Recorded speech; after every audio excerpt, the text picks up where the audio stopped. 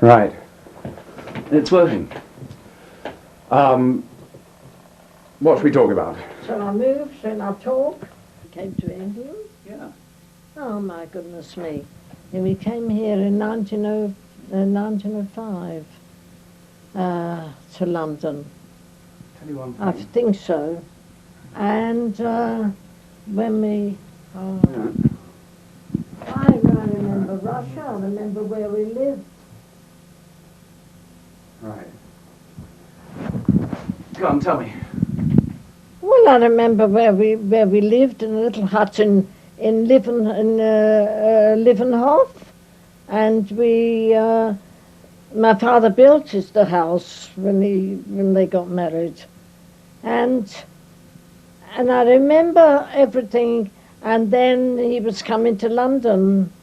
My Uncle Mendel came to London, and I had cousins. I've got cousins, Jaffes. The Jaffes.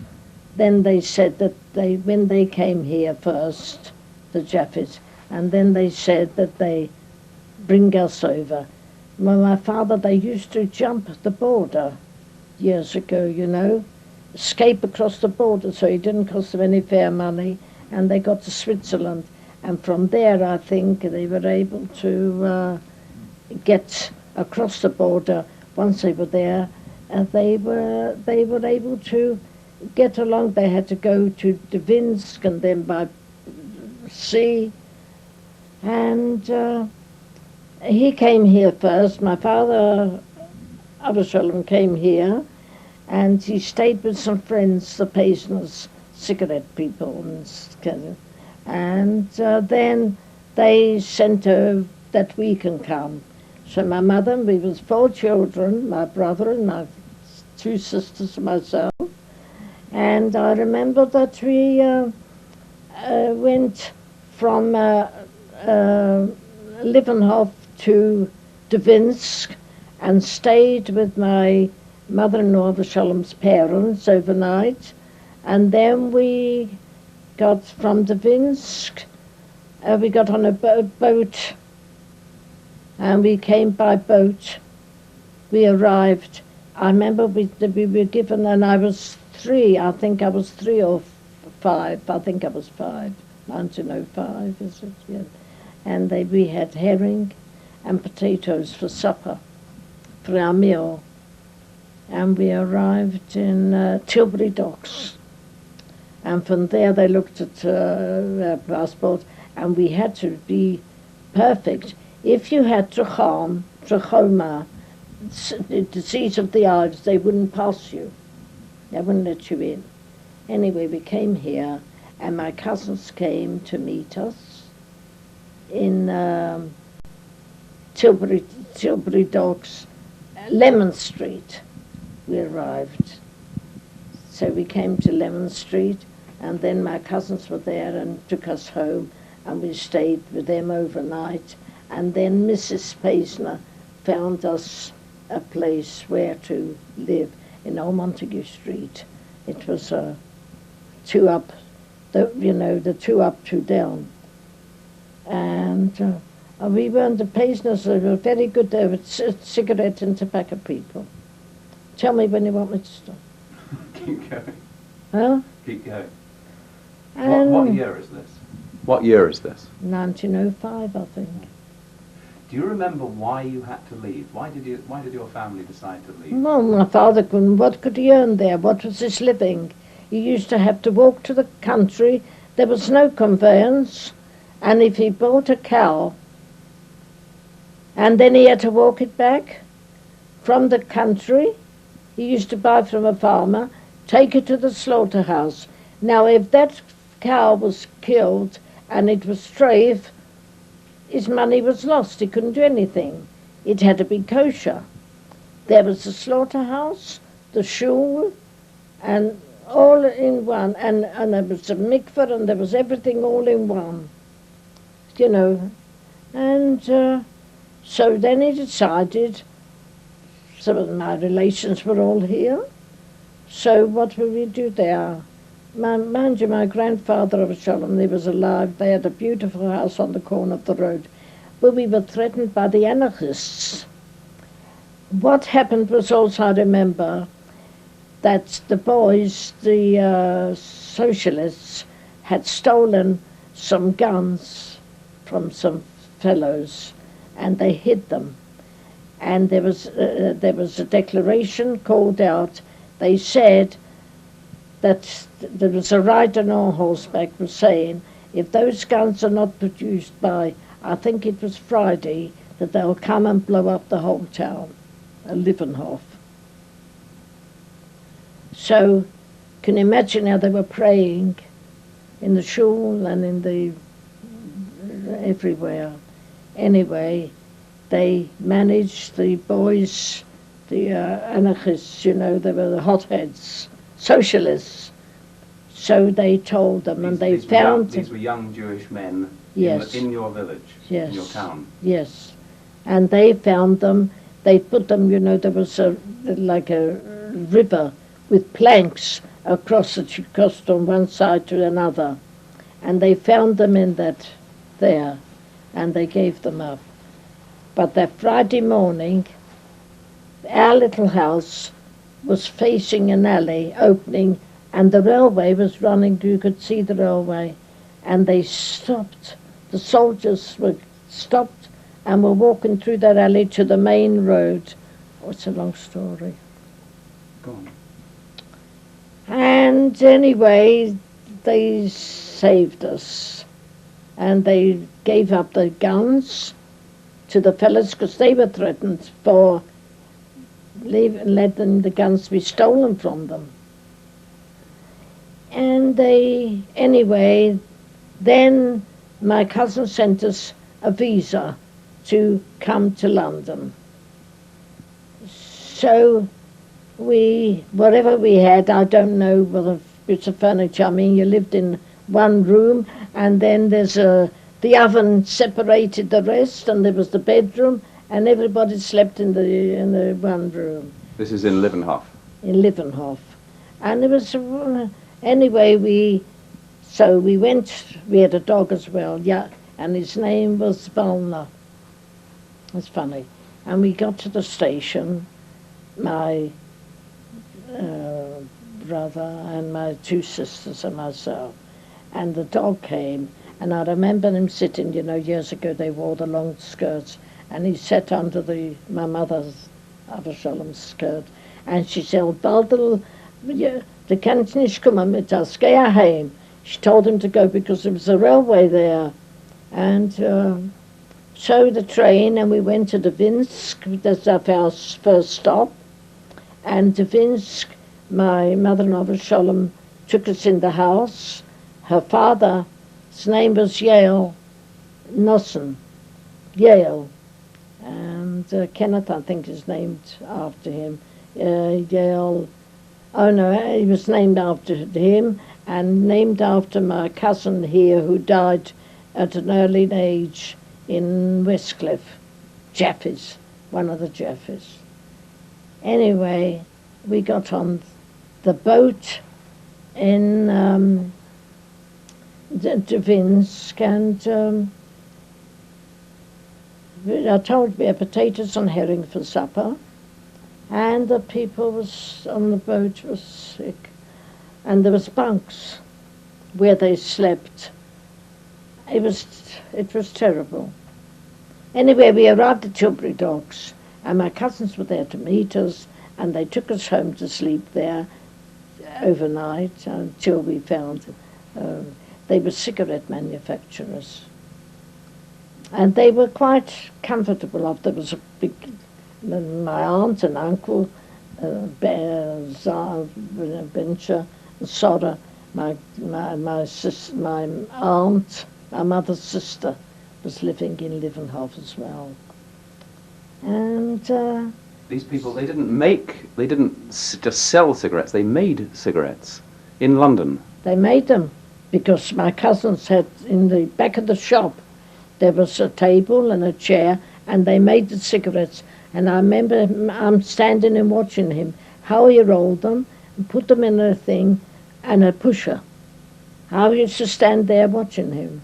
He made them one at a time? Yes. And he made them, and then they put them in a packet, and they sold them in the shop. In the front was the shop, and the back was their living room.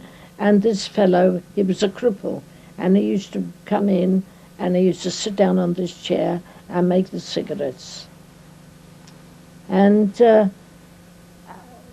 you know, this nail has never been. I was once in the shop.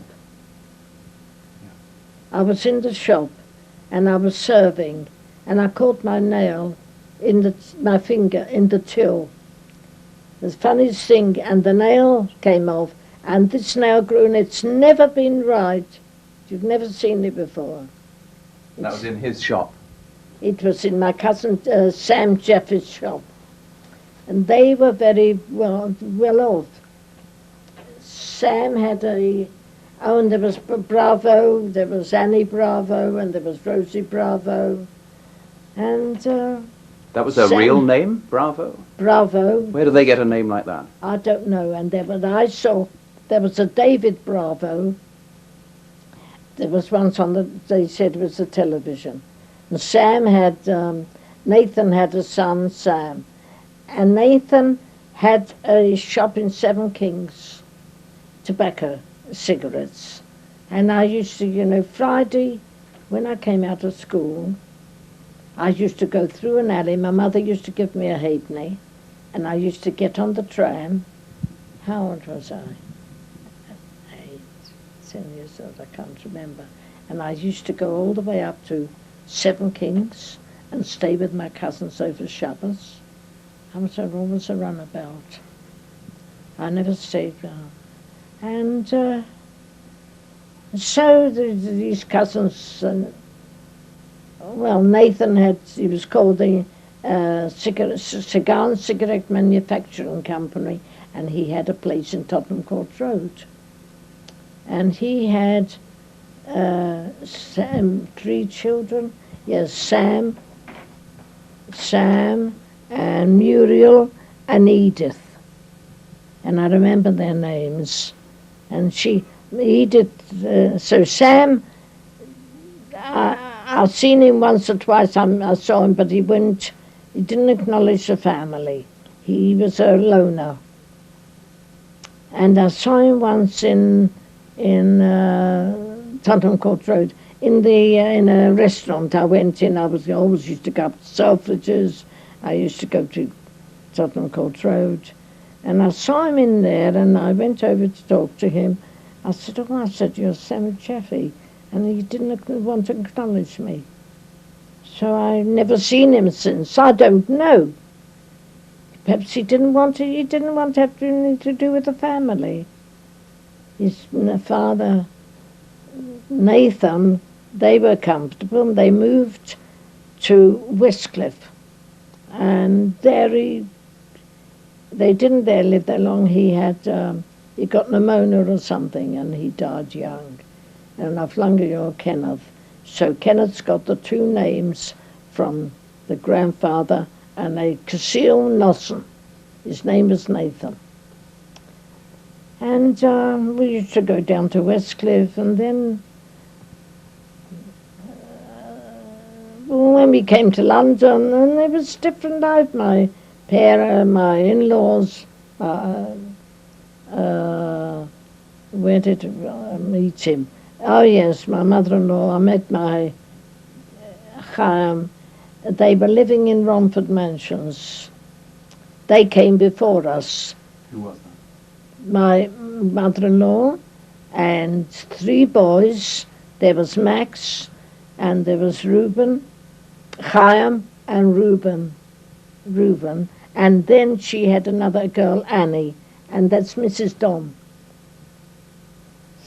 And they were living in, first when they arrived, well, I didn't see them. Then they moved to Phil. They were living in mansions in a flat, Philgate Street, and then they moved to Romford Street. And we also weren't very friendly, but there was Reuben's bar mitzvah. So I went up there, and my Hyam said to me, do you want to go to the Olympia tonight? To a music hall. There was the Olympia, and there was the Foresters, and there was the Hackney Empire. But he said, do you want to go to the Olympia? So I said, yes. So he took me to the Olympia, and then he came round to the flat, to Frostic Place, where we lived. Then we lived in Frostic Place. They got us this flat in, also, there were flats. You know, when you drove me round, and I wanted to see Frostic Place, what it was like, but it was all down. Our Montague Street was down, and the place, and Mummy, God bless her, she said that they once went round and they built most beautiful flats where Frostic Place Mansions was. And we lived at number 12, and then the Rossettis. You've heard of Morris Rossetti, the Knesset. He was the head one of Knesset in Israel. And then they moved out, and we moved down to number 9. Oh, there was Lewis's lived on the 2nd floor, and they were tailors. And I was friends with them. Then from number 9, I knew all the girls. There was so many, there was children, I think 8 or 9, and lived in 2 rooms. And Dora and I was friends.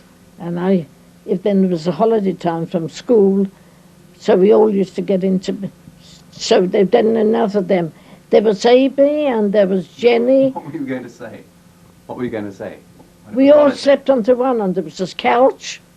I put you up, and we all used to sleep together. So in case there wasn't enough of them, Dora would say, come on, you sleep here. And they used to wash our hair in front of the fire, which was a log fire, wood. We used to wash our hair, we used to bath, and all You bath in a tin bath?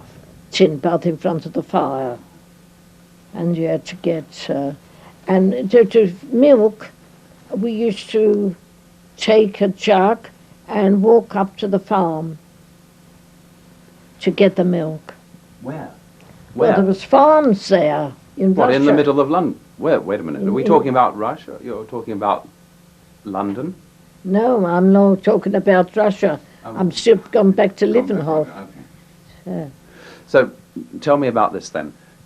You met him before. You knew him before. He was. But we weren't very friendly.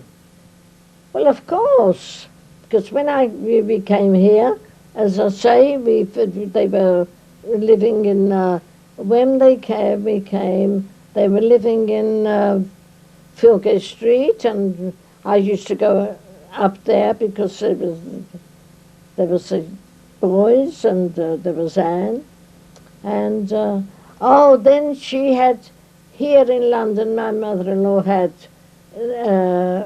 Nancy, Ray, and Nancy, and after some time, later in life, she had Sylvia, and then they moved to Romford. They were in Romford Street when Sylvia was born, and then they moved to Newark Street, and unfortunately the war broke out, and the eldest one, Max, the boys used to take, if they didn't want to go in the army, and they used to go up for their interview to see the doctor, and she used to claim them unfit. So they used to drink at night coffee and something else, and in the morning they had palpitation or something, and then the doctor found them unfit for the army. But the flu broke out in 1918, and these boys that took this stuff couldn't stand it, and I remember my cousin Max Shalom got the flu, and he got into a Gate hospital and he died. And there was the best boys, the best cream of them that were taken ill and died from the flu. So they didn't go in the army because they'd taken all this stuff. I remember so many of the Tannenbows. and the boys from the Richmonds, and oh God, it was terrible. And then the war ended the First World War ended in 1918. When did you marry? We married June the 15th, 1920. And how long had you been going out together? Not very long, actually. There was still the war on, because he used to come down, and there was the electricity company that when there was the Zeppelins were overhead, we used to walk round, and the electricity company used to show the red light. So that was the Zeppelins were overhead. So we used to go to the shelters. They used to go to shelter in Tilbury Docks, and people used to run to shelter. And I was, then I had a job with Miller's as a shorthand typist in Plumbers Row. And I remember sitting with the typewriter one day at 12 o'clock, and the Zeppelin came over and threw a bomb at a school in Poplar, and there was a lot of children were killed there. And my sister was working at Ellis's in a blouse shop. She was doing so. And when this bomb fell in Plumbers Row, and they said that the Tilbury Dock was hit and this was hit, and I got so frightened. As a matter of fact, I was sitting with the typewriter, and the force in Plumbers Row, one woman was flung onto the railings, and I was blown to the door. And I was so frightened, and I thought of my sister Tilly, just down the road to the blouse shop. And I ran down, and I went to see if she was all right, and she was coming towards me to see if I was all right. I'll never forget that embrace and how thankful we were that we were all right. And my mother, I was solemn, so she was worried that my sister Debbie was at home. She didn't go to work. She used to make dresses in the house. She had a machine, and she used to sew at home. But Tilly was working for Ellis as a blouse manufacturer. She used to sew also at the machine. And I was a shorthand typist. As a matter of fact, I went to Pitman's College. My mother paid £7 to put me into Pitman's to learn shorthand typing, which of course I can't do. I can't do it now. I don't understand. And to write, dear sir, we are in receipt of your letter of the so-and-so. And then during the war, then I went into Navy and Army Canteen Board as a shorthand typist, and that was in Tower Bridge Road. And there's a lot of people. The Gershon is Lily Frieda, I met there, and we were friends. I used to come home for lunch every day. Couldn't eat anything else. And the Tower Bridge Hotel was taken over for the shorthand typists to type. And in the morning I used to go there, and then lunchtime I used to come home. And when we lived in Frostic Place, my mother, Absalom, used to say, "Oh, Hettie's coming home for lunch," because the children in the street used to sing, "And the Wacks are having a jolly good time, parlez-vous, and the Wacks are having a jolly good time, parlez-vous." So she said, "Oh, Hettie's coming home for dinner, I'll get the lunch ready." And then we got disbanded. What were the Wacks? What were the Wacks? Well, we had uniform, Well, what were they? beautiful. They were working for the Army and Navy Canteen Board. They were there, and I was Mr. Foots. He used to wanted a letter typed or written. They used to type. They used to phone down. We had the teacher, head supervisor that used to supervise us. And she used to say, "Oh, Mr. Foot wants you." I used to type for him. So. Well, it must have been a fairly quiet war for you, though, because, I mean, none of the men in the family went into the army, and you were working, so it was a fairly quiet war compared with other people living in London, especially with English families? Hmm? Well, then they've, as I say... I mean, how did it affect you, the First World War? Never took it seriously enough. I just... Well, we used to go out. As I say, I used to meet our pleasure. It's Shabbos afternoon, we used to go for a walk along Whitechapel Road, and we used to meet a lot of the fellows, and met the girls. And our main walk, mustn't walk, it wasn't wrong to walk too far. Our walk to the bank, in Mansell Street, the bank, where Mappin and Wobbs was, and back again. That was our walk, Shabbos afternoon. And my mother, Avshalom, used to say, be careful, you mustn't walk, it's wrong to walk too far. You mustn't walk too far.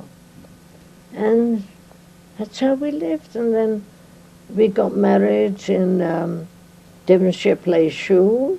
Oh, they were living in Gunton Road. What was Hyam your first boyfriend? Had you been out with other boys? Yes, there was another boyfriend, Morris something, and I used to look over the railings in Frosted Place, and I used to see him standing there waiting for me. I used to come down. I used to come down from the flats, and we used to go for a walk, and he never came in the house. He just used to walk around, and then we used to go home. And we lived in, as I say, we lived in Frosted Place, Frosted Mansions.